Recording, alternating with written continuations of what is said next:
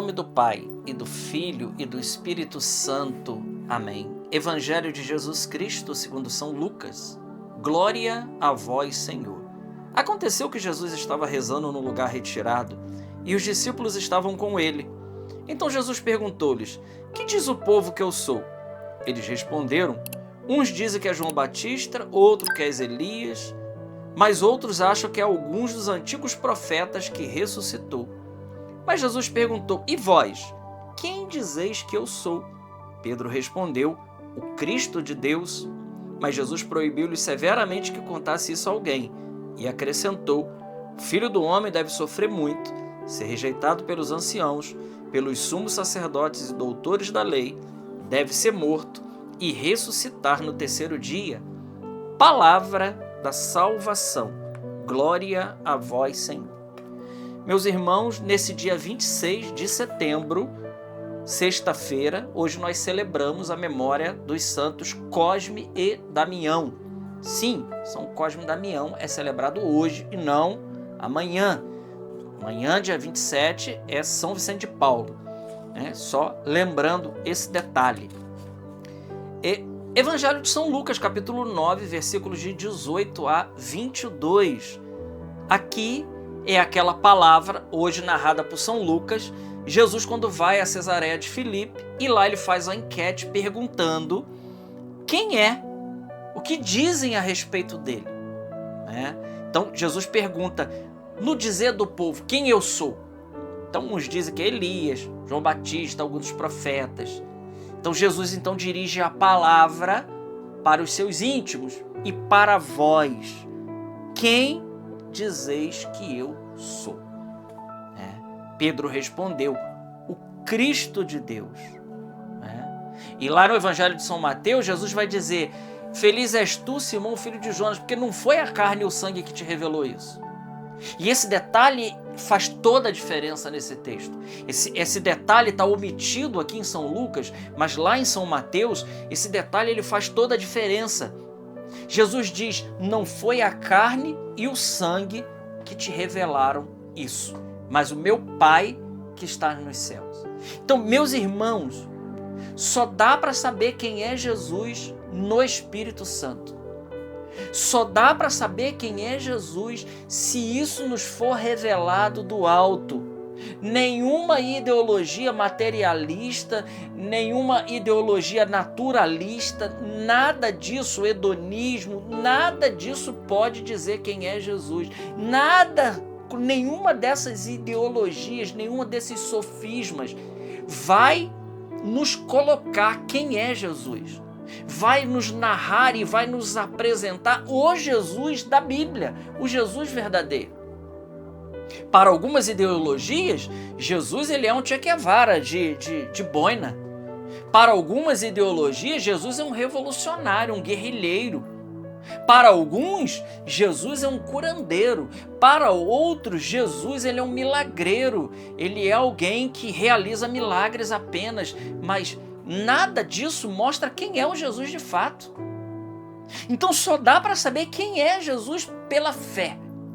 O modo de nós acessarmos ao mistério de Deus. Não existe outro que senão o caminho da fé. A fé teologal. E aqui é importante dizer a fé, explicar esse modo de conhecer Jesus pela fé, porque pode parecer também que assim, eu tenho fé em gnomos, duendes, fadas e Papai Noel. Mas isso não é a fé. Isso não é a fé. A fé, ela precisa estar alicerçada com o conteúdo da fé. Qual é o conteúdo da fé? Em que nós cremos? Em que nós cremos? Então a nossa fé, ela está muito bem sintetizada, o conteúdo de que nós cremos no credo apostólico. Os 12 artigos do credo, está lá o conteúdo daquilo que a gente crê.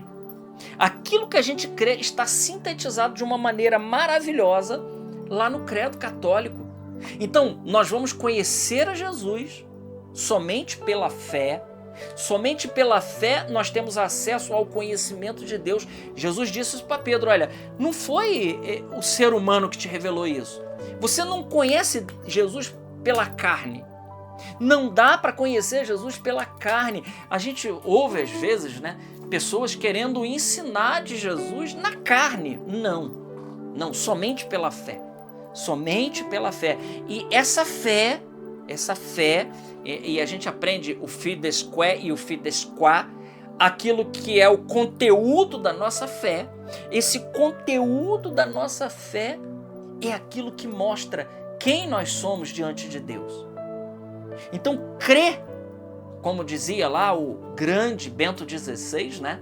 Bento XVI, naquele maravilhoso livro seu, né, Introdução ao Cristianismo, né? Que belo livro esse, do gigante Bento XVI. Ele vai dizer que esse conteúdo da fé, né, aquilo que nós cremos, que crer é muito mais profundo e muito diferente do que acreditar em alguma coisa. O crer, ele vai além, né? Não é só acreditar. Volto a dizer, a gente pode acreditar em muitas coisas. Você pode acreditar, você vai no médico e o médico te olha, você diz o que você tem, ele passa um remédio e você sai dali acreditando que aquele remédio, pela autoridade do médico que estudou, que tem um CRM, que é uma pessoa renomada, então, acreditando na autoridade daquele médico que está ali, por quem ele é, você vai lá e compra o remédio e fica convencido de que vai ficar bom. Agora imagina a autoridade de Deus que se revela. E veja, o Deus que se revelou, ele nos deixou um mandamento. Ele nos deixou a igreja. Então, crer em Deus, crer no Cristo totus, é crer na obra de Cristo. E é aqui que eu gostaria de entrar nisso, né? Então, crer em Jesus, saber quem é Jesus, e vós, quem dizes que eu sou? Tu és o Cristo, o Filho de Deus. Eu creio. Ótimo, eu creio. Mas esse crer, ele, para ser total, ele precisa não só dizer da boca para fora, mas ele precisa estar crendo no Cristo total, em tudo aquilo que o Senhor nos deixou.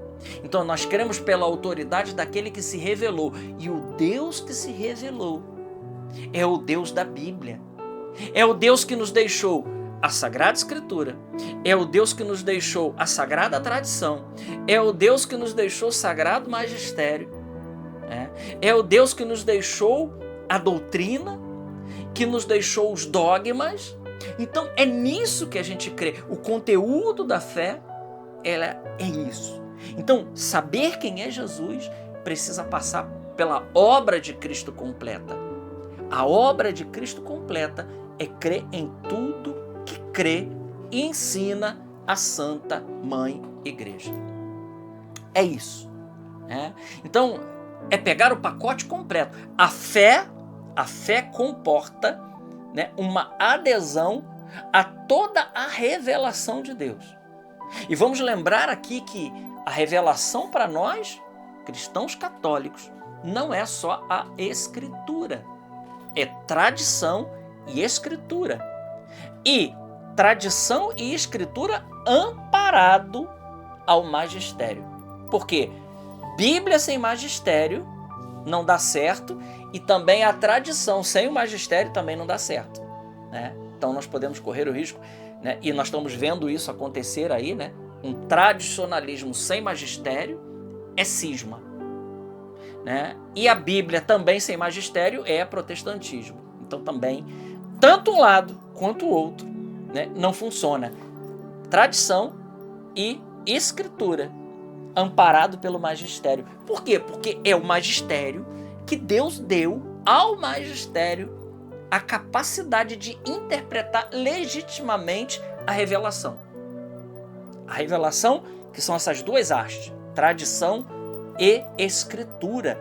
Então foi ao magistério que Deus deu a capacidade disso. Ora, ele alicerçou a sua igreja na figura de Pedro. Nossa fé, e aqui vem algo bonito, nossa fé, ela é apostólica, porque ela está fundada nos apóstolos. Ela está fundada nos apóstolos. Então a nossa fé, ela está fundada na doutrina dos apóstolos. A igreja viveu por muito tempo só disso. A doutrina de Didaquê, né, que era chamada de Didaquê, a doutrina dos apóstolos. Depois ela foi organizando o catecismo, sintetizando e colocando, né, à luz da Sagrada Teologia, aquela compreensão, né, aquele desenrolar daquela revelação. A igreja não inventou nada de novo. Ela foi tendo profundidade e compreensão daquela revelação e ela sintetizou, e hoje nós temos aí maravilhosamente bem aquele livrão amarelo chamado Catecismo da Igreja Católica, onde está lá o conteúdo daquilo que a gente crê, né? Está lá a doutrina católica, né, completa, né? Fruto de muitos anos de estudo, de teologia, de oração, né? Até chegar ao pleno lapidar da compreensão daquela revelação. Não é outra.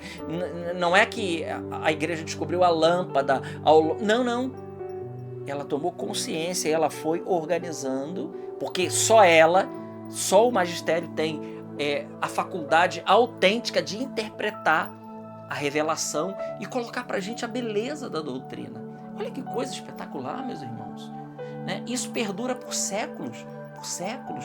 Né? Nós estamos falando de 500 anos atrás, não. Nós estamos falando de uma igreja que nasceu fundada na figura de Pedro. E o nosso Pedro hoje é Leão XIV. Né? Então Jesus diz, né, e vós, quem eu sou para vocês? Jesus hoje está fazendo essa pergunta para mim e para você. Quem eu sou para você hoje? E o modo de conhecer Jesus não é outro, senão pela fé. Glória ao Pai, ao Filho e ao Espírito Santo, como era no princípio, agora e sempre. Amém.